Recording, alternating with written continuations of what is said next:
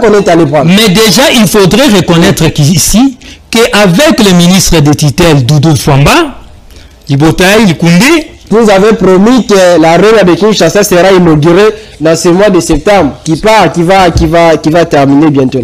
Soyons sérieux. Nous parlons ici d'abord du budget, très cher monsieur. Tout ça, c'est dans le budget. Okay. Ce n'est pas dans le budget. Parlons du budget. Ok. Nous disons ceci.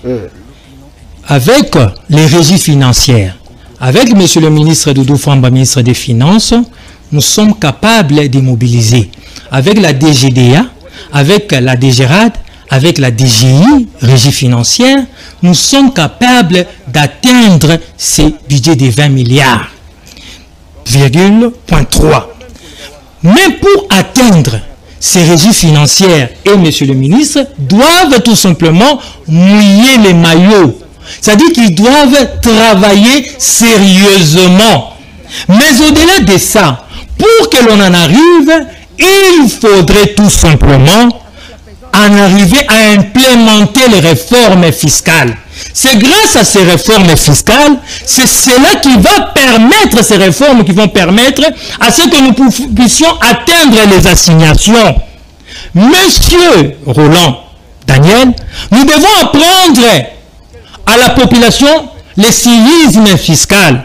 Nous devons implémenter ces réformes, comme par exemple l'impôt sur les revenus des sociétés. Nous avons combien de sociétés qui doivent payer leur impôt à la bonne hauteur pour que l'État puisse engager des moyens. Il y a l'impôt sur les revenus des personnes physiques. Monsieur Roland, est-ce que vous savez que votre personne doit payer un impôt? Est-ce que vous le savez? Combien de Congolais le savent? Ce n'est pas qu'ici que ça existe. C'est à travers le monde. Il faudrait penser déjà, c'est en cours l'accélération de la généralisation des factures normalisées. C'est-à-dire, ces pays souffrent aussi de, comment on appelle ça, de la corruption et ainsi de suite. Mais lorsque l'on est capable de gérer, de bien contrôler les factures à tous les niveaux de la République, je pense que ça va permettre de pouvoir contrôler les choses.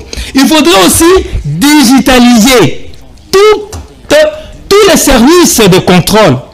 Parce que lorsque l'on digitalise, ça permet de centraliser les choses, ça permet de mieux contrôler.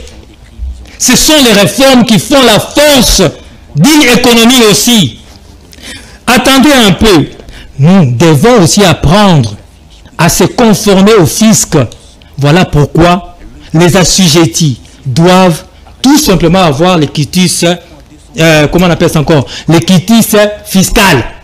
C'est ce document qui nous permet de pouvoir démontrer, de prouver que nous sommes bien sûr en odeur de sainteté avec les fiscs.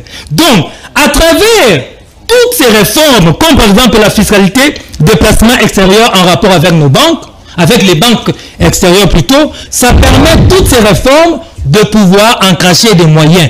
Donc, monsieur, ne doutez pas, ne soyez pas des pessimistes. Tout le problème, c'est la bonne canalisation, je suis d'accord. La bonne affectation de ce moyen. Croyez d'abord que nous sommes capables d'atteindre ces budgets. Mais maintenant, votre